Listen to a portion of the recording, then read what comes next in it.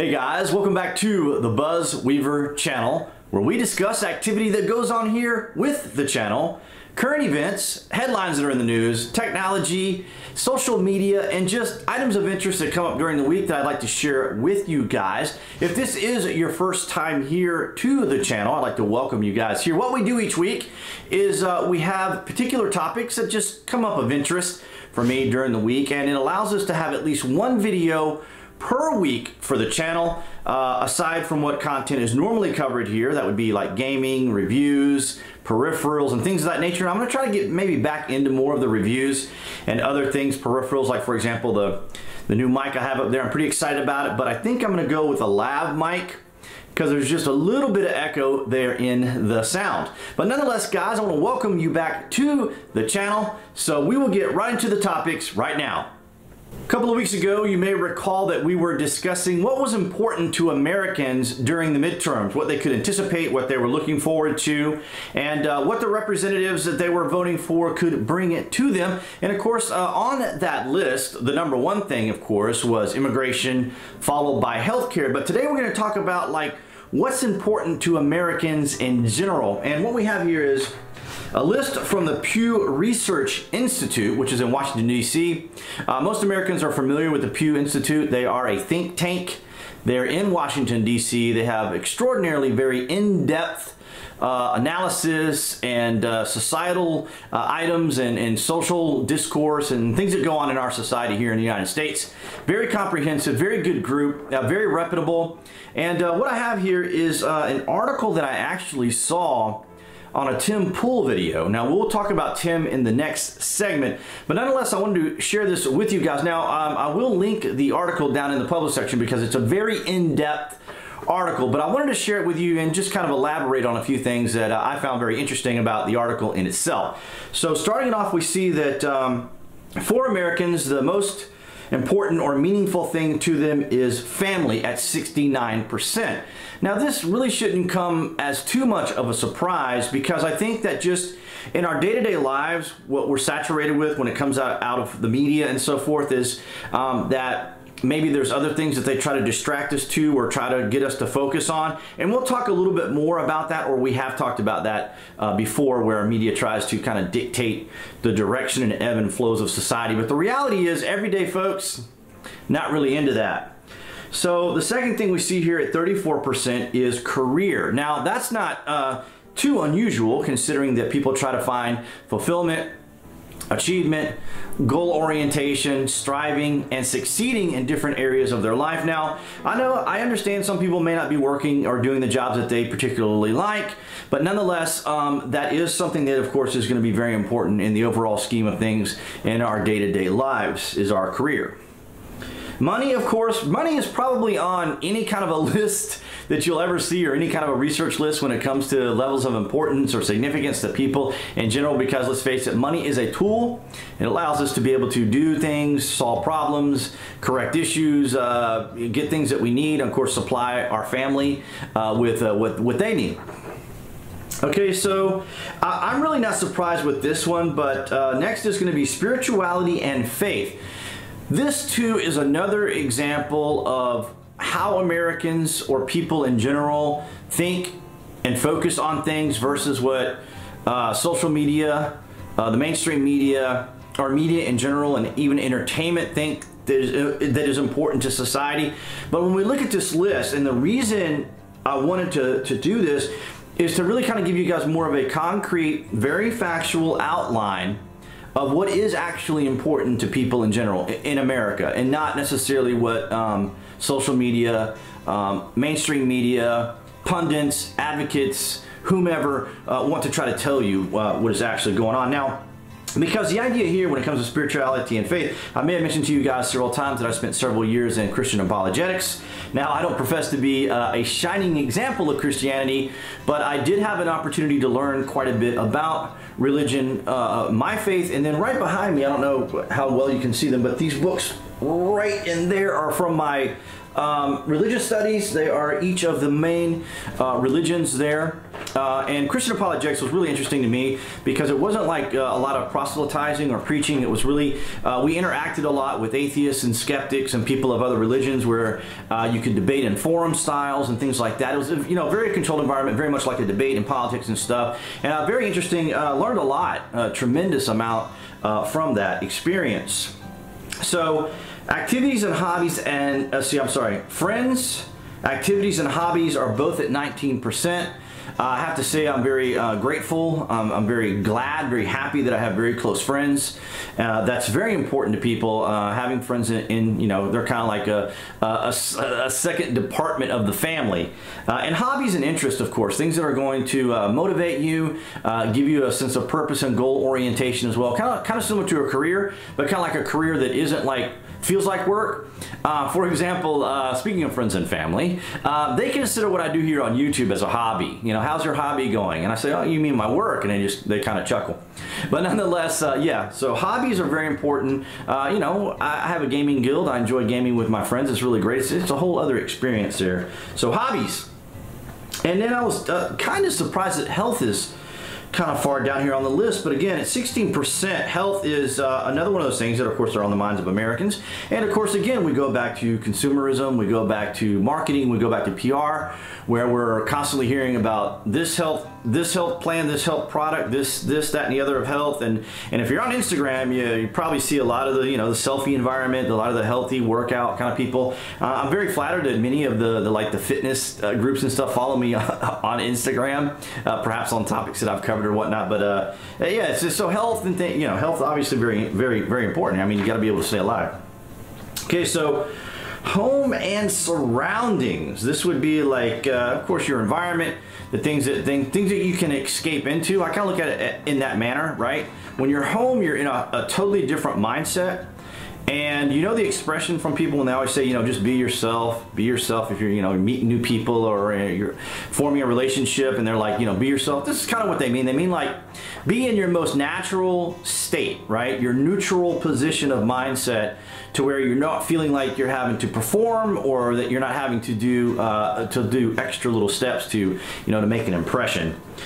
And then lastly on this list is learning.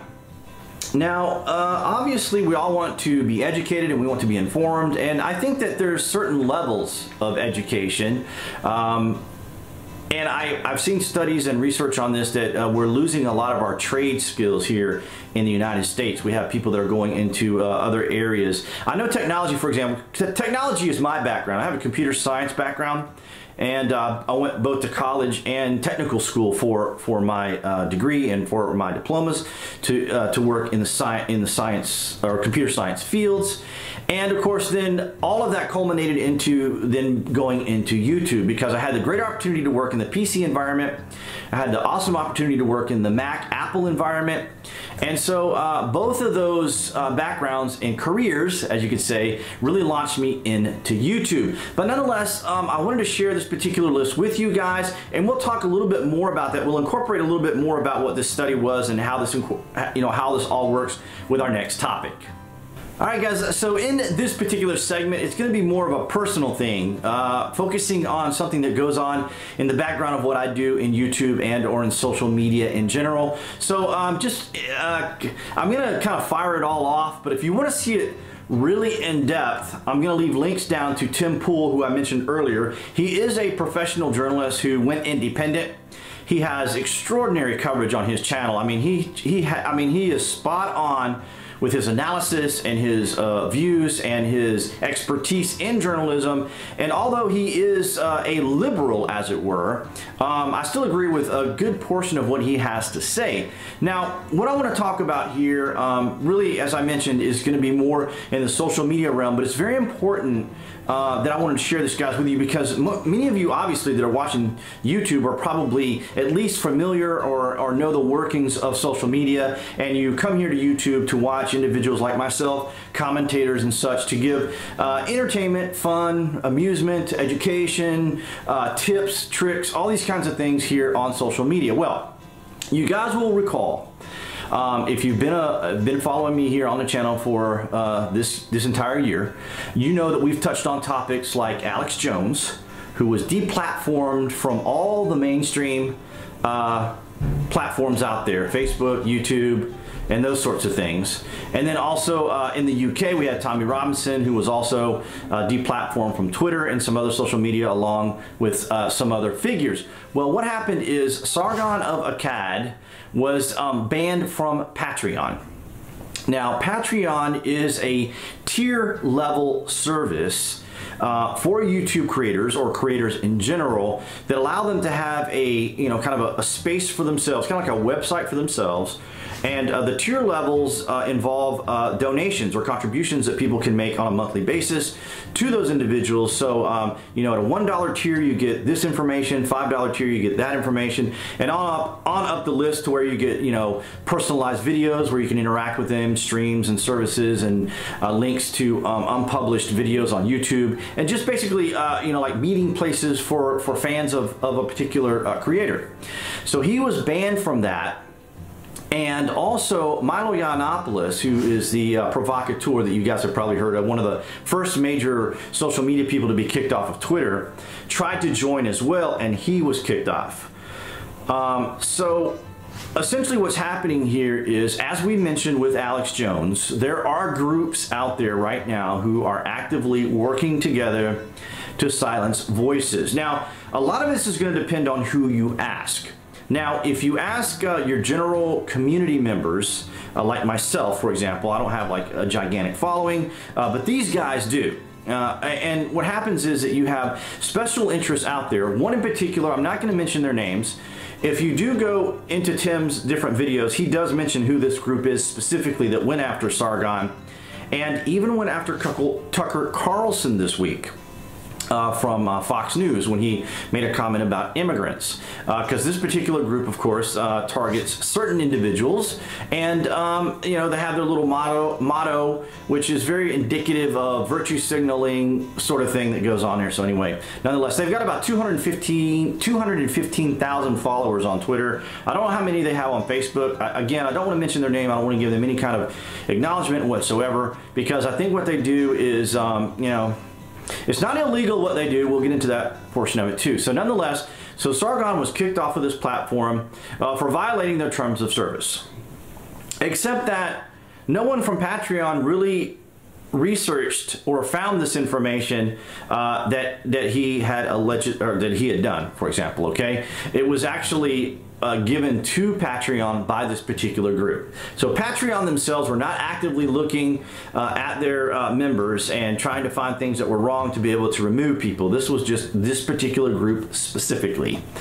And it's really annoying on many different levels, because in 2010, 2011, 2012, many of us had to deal with raid brigades, mass flagging, and these sorts of things that went on in the background. But these were kind of localized type activity. These were kind of the inter-family culture of social media that were kind of going after certain individuals and issuing copyright strikes and flags and things like that. Just kind of being general irritations or trolling, genuine trolling going on. But now today we have actual genuine groups that are working together in concert to go after individual people like Sargon of Akkad and many other commentators. Now, Sargon of Akkad is actually a classic liberal.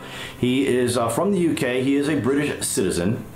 So regardless of what country you are in, you are not exempt from the attacks of these individuals.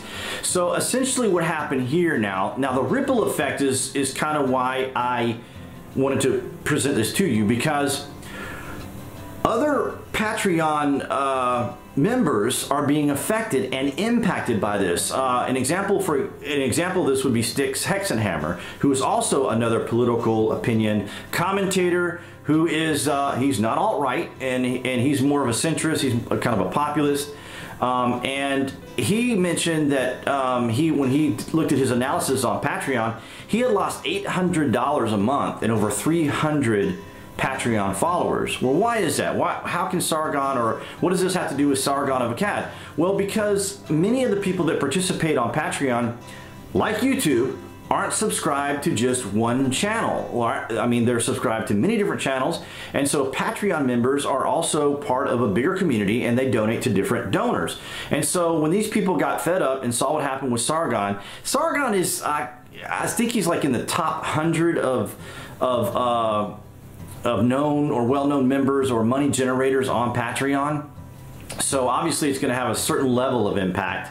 But even commentators like Tim Pool, like we just talked about, professional journalist Tim Pool, who's an independent journalist now, and who was talking about this issue. A lot of these guys have been talking about this issue for the last 3 weeks, and I wanted to mention it to you because now, as I said, we're hearing from just ordinary gamers, beauty channels, how-tos, do-it-yourself, Lego collection, train set collectors, you know, everybody's being affected by what's going on with Patreon. And Patreon has handled this in a very poor manner. They've actually doubled down on what is going on. So let me explain what actually happened with Sargon. So it wasn't anything that happened on his particular channels. Between his two channels, I think Sargon has about 1.5 million subscribers, a very significant amount of people. What happened was he appeared on a smaller channel's stream, a little smaller than mine. I think it was like about 4,000 subscribers. About an hour plus into a video, he goes into a bit of a rant, which we now are learning was actually him quoting something from someone. But during this exchange, he mentioned the N-word. He mentioned the N-word to describe a group of individuals in comparison and in contrast to how the alt-right is perceived by a particular group, and substituted it with that word, but then also substituted it with the same word with a W in front of it.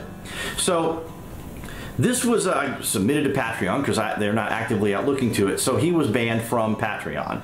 And so what we're hearing now is some of the bigger voices on Patreon, for example, like Jordan Peterson, the psychology professor there in Toronto, who's very vocal. You see him on mainstream media, you see him on social media, you see him in many different debate platforms out there speaking about this. He is considering leaving Patreon, which would be a very huge thing. But most importantly, Sam Harris, the neuroscientist, writer, author, skeptic, atheist, who debated one of my mentors in Christian apologetics. He debated Professor John Lennox of Cambridge, and it was a very interesting exchange between their debate. Now, John has debated many atheists and many skeptics and other people in academia, but in this particular exchange with Sam Harris, it created a historic event that set off Twitter. It was kind of amusing and interesting at the same time. But if you just want to look it up, Sam Harris and Professor John Lennox debate over religion. I'm not sure what their topic was at the time. It may have been ethics or something of that nature, but nonetheless, it set off kind of a firestorm there on Twitter. It was kind of quite amusing. But Sam Harris, as I understand it, is in the top 10 of the biggest money earners on Patreon, and he is considered leaving. He's not considered leaving necessarily just because solely of Sargon of Akkad. I think people have associated, or they have made Sam aware of Sargon's plight.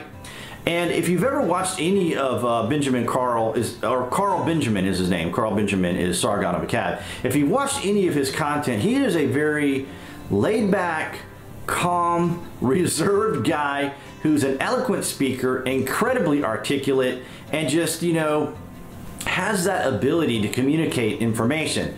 Like Tim, like Sticks Hexenhammer, and so many of these amazing commentators, Computing Forever, for example. These guys are just amazing at their work, and unfortunately, they're constantly being pursued. Now, to compensate for their loss on Patreon, they have gone to another subscriber service called Subscribestar. And of course, because these individuals are full of angst, full of hate, full of animosity, full of bitterness, full of envy, they actually pursued these individuals like Sargon, who went from Patreon to Subscribestar. This group then went after Subscribestar. And so now I'm watching a video the other day, and I'm watching one of the girls out of China. You guys know that I watch a lot of vloggers out of China. Well, she came on the other day and said that she had been, her account had been canceled on Subscribestar due to PayPal removing its currency exchange service from their platform.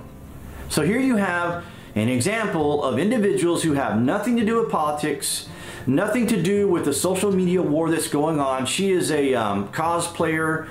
She talks about technical things. They pursue her for other reasons, you know, because she kind of dresses rather provocatively for her little cosplaying kind of thing. Think of like anime, you know how anime characters look and things like that. She kind of dresses in that fashion, which is, you know, kind of, I guess, Subscribestar, as I understand it, did have a lot of cosplayers in there. They had like a lot of artists and things like that in there. But you know, when you go after people's livelihood, when you go after people... Okay, I was getting a little long-winded there, and the camera just said, hey, I think you're done now, so I'm just going to shut you off. But nonetheless, so this was an incident that came up during the week that had me a little concerned because it has a ripple effect. It's affecting a whole group of individuals from 2 different platforms altogether. But nonetheless, guys, I wanted to bring that to your attention because it has been a big concern. I would strongly suggest you go check out Tim Pool's videos on that so you guys can learn more about the topic. And that's going to wrap it up for this Friday vlog. As you guys know, last Thursday into Friday, the channel hit 5,000 subscribers. I have a separate video for that. You guys can check it out. I'll link it up here in the top right-hand corner. But you guys have been amazing. It's been an extraordinary journey. I kind of explain all that in that video, so be sure you guys check that out.